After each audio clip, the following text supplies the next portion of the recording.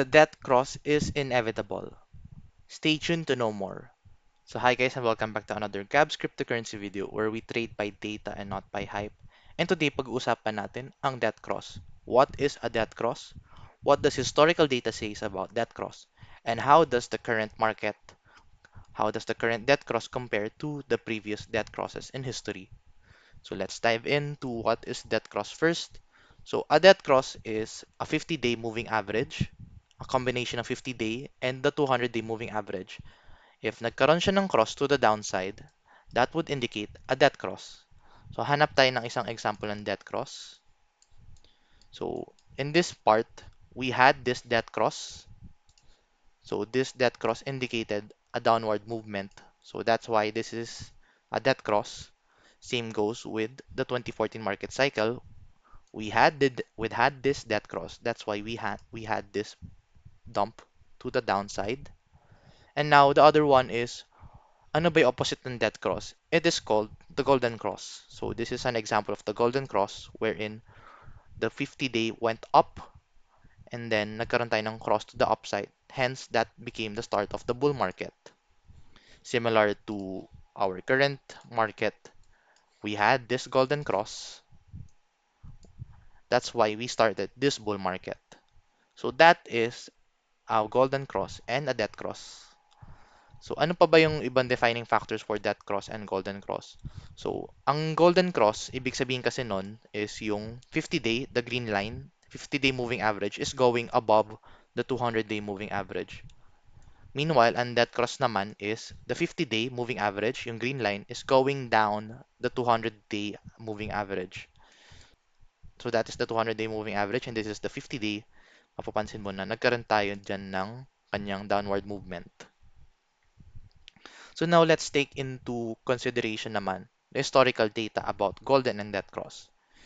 So if you are going to look at the 2017 market cycle, this is a perfect example of the golden cross and the death cross happening. The golden cross started the bull market and ever since that, na pag nagkakaroon tayo ng dump, the 200-day moving average always comes as a support for the bull market support band. And then we had the multiple supports dito sa ating 200-day moving average while the 50-day moving average remaining on top of the 200-day moving average. But then when we had that blow off top, nagkaroon tayo ng kanyang dump to the downside and then this death cross happened indicating the start of the bear market.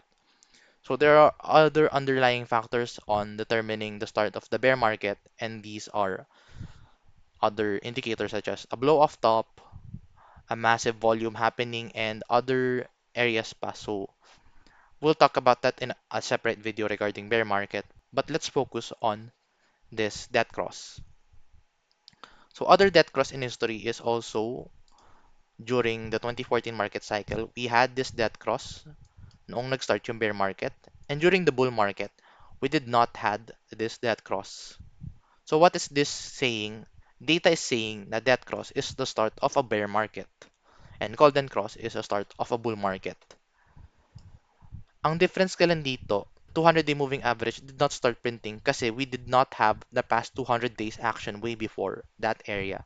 So that's why we had of our first 200-day moving average during this period. And you could make the case that this could be, since dito tayo nag-start, you could make the case na this was also a golden cross. So let's just maybe speculate this area as a golden cross. If data is any indication, if history is any indication, golden cross and death cross are the significant indicators to watch out for on top of our other indicators na fina-follow for the bull market. Now, does a death cross and golden cross always determine a bull and bear market? Not all the time. We had different golden and death cross around this area. If you are going to look at the 2019 and 2020 market cycle, so in this market cycle na nandun pa tayo ngayon, we had multiple golden and death cross. So we had this small golden cross happening around the 2019 area. And then during that area, we had this massive pump to the upside. But then when we had that slow bleed on top, we had another death cross indicating a dump to the downside. Now, if you are going to look at this closely, nagkaroon din tayo ng massive pump before heading into a death cross. During this time, death cross was already inevitable, just like today, and the market actually went up trying to balance out or trying to cancel out this death cross. But what happened is it got rejected and went to the downside, indicating a continuous move of the death cross. And let's try to understand ano ba yung nangyari dito sa death cross na to. During this time, the death cross went down a significant move of 27% from the point of the death cross. And then, gaano katagal ba siya bago nag-recover sa 50-day moving average? That took us around 71 days before we recovered to the 50-day moving average. Pero overall, yung kanyang recovery to get a golden cross from this area was around 116 days. But do note guys, yung kanyang recovery to the golden cross will depend on how far off tayo went up with the previous golden cross at kung gaano tayo ka-overbought ng area na to. Kasi kung papansinin mo, the reason why we had this longer period of bear market kasi we had this long period din kay bull market. Pero we tested the 200-day moving average multiple times. So kay 2014 market cycle, we had this massive pump and we did not actually test the 200-day moving average. Kaya nagkaroon tayo ng overbought season dito and went back to this 200-day moving average. Ang mapapansin nyo guys, every time na nagkakaroon tayo ng overbought movement dito, kailangan niya magpahinga parati guys. Kailangan niyang bumalik sa 200-day moving average before heading into a pump. And this recovery will always be determined by how far have we gone off from the bull market. Now let's go back to our current data. So let's go back dito sa ating market cycle and i-compare natin how does the current death cross compares to the previous market cycle. So as you can see guys, this death cross is the first death cross that will happen during a bull market. And why do we say na this is a bull market pa din? It's because of the Bitcoin logarithmic growth curve. If you are going to look at this time, we are still following this time frame for the Bitcoin logarithmic growth curve and we are still on track for the Bitcoin movement. So going back, this is the first death cross that will happen during a bull market. Kasi kung titingnan mo din sa kanyang 2014 cycle, we did not had that death cross and we did not have that death cross din kay 2014. However, is this the start of a bear market? If we are talking about long-term bear market, I don't think so kasi the logarithmic growth curve is indicating na halfway point pa lang tayo. And other than that, there are times where this entered, nagkaroon tayo ng death cross, but that did not start a bear market. So what does this death cross indicate? Ano ba talaga ibig niya sabihin? In this case, a death cross would mean a significant bearish period that will happen in a brief amount of time para lang mabawi natin yung ating ginain dito sa point of golden cross. So in that case, we should expect some bearish sentiment happening anytime soon in order for us to have this cool off at around this area. Kasi ang laki ng pinump natin from this golden cross, guys. So from this golden cross, hindi natin tinest yung 200-day moving average ever since. So I would be expecting na we would have this cool off area at around this area.